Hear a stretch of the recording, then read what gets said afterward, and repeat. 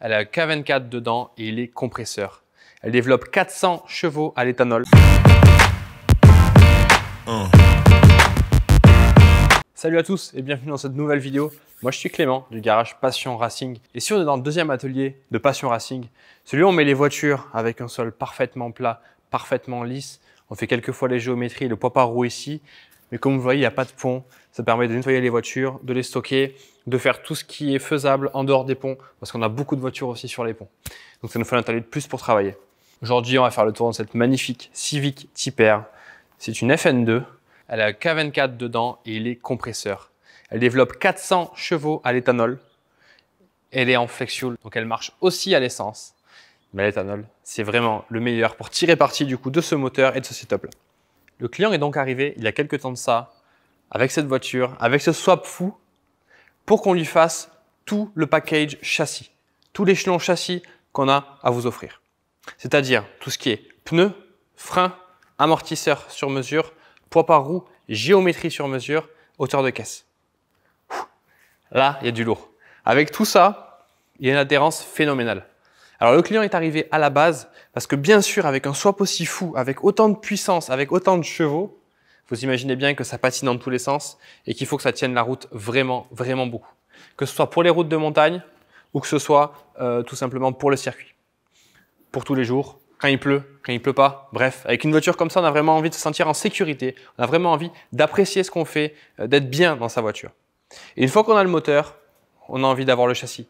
On a envie d'avoir quelque chose qui est vraiment fait pour soi, qui est sur mesure et qui soit vraiment extrêmement précis et dans le ressenti et dans le pilotage.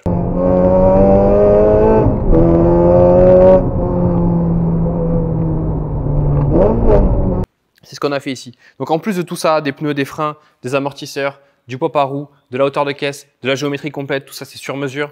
On lui a aussi fait quelques petites choses au niveau du châssis, c'est-à-dire les sunblocks à l'arrière par exemple, tout ce qui est jeu à l'avant, toutes les rotules, toutes les petites vis. On a aussi fait des blocages de vis, ça s'appelle des bushing collars. C'est des choses, des petites cales qui se mettent entre les vis et le berceau, entre les vis et les triangles. Et ça permet du coup de rigidifier tout ça et de plus du tout avoir de jeu ou de micro-mouvements entre les vis en fait et les points d'accroche.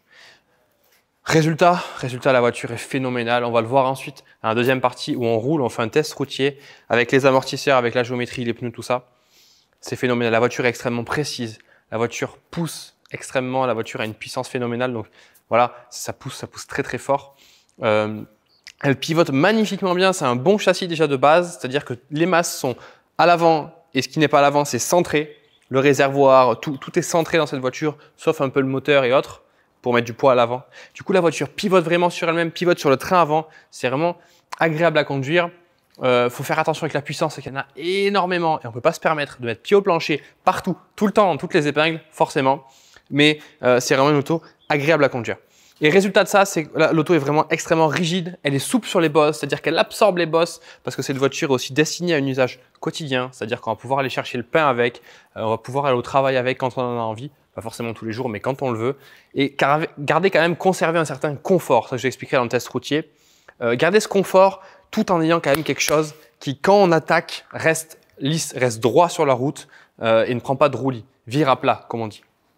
Donc c'est vraiment un mix de ces deux choses, un compromis de ça qu'on a voulu faire sur cette voiture. Et on va voir le client, quand il va réceptionner sa voiture, vous allez voir ce qu'il en pense de la voiture, ce qu'il aime faire avec cette voiture-là. Au final, j'ai la tenue de route de mon autre Civic qui est pour la compétition, mais j'ai le confort d'une Honda Accord. Dépense pas 400 ou 1000 balles dans une suspension de merde, viens ici, châssis, Passion Racing, c'est tout, basta. Casse pas les couilles. Donc on peut rapidement ouvrir le capot, je vais vous montrer un petit peu ce qu'il y a dessous. Bon, c'est un K24, forcément ceux qui connaissent. C'est un peu comme un K20 mais en 2,4 litres compresseur du coup. C'est vraiment bien. Côté pneus, qu'est-ce qu'on a? On a un pneu Bridgestone Potenza. C'est un pneu un peu typé route parce que comme je l'ai dit, c'est un peu pour tous les jours. C'est pas du semi-slick, c'est pas non plus du slick pur pour le circuit. Mais pourquoi pas? Quand on ira sur circuit, je vais quand même conseiller de mettre du slick pour qu'il vraiment tire parti de tout ce châssis-là. Et on le verra dans le test routier. C'est vraiment un des seuls points à améliorer sur la voiture, ce serait d'améliorer les pneus. Parce qu'au niveau des plaquettes de frein, il a le summum du summum. On lui a mis des RC6, des Carbon Lorraine RC6. Ça freine parfaitement bien. On a mis ça sur les étriers d'origine. Ça suffit amplement, même avec toute la puissance qu'il y a, ça suffit amplement. Du rythme de frein Avia, liquide de frein compétition. avant comme arrière, bien sûr. À l'arrière, c'est pareil, Carbon Lorraine RC6, les disques de frein et les étriers de frein d'origine. Tout ça, c'est magnifique.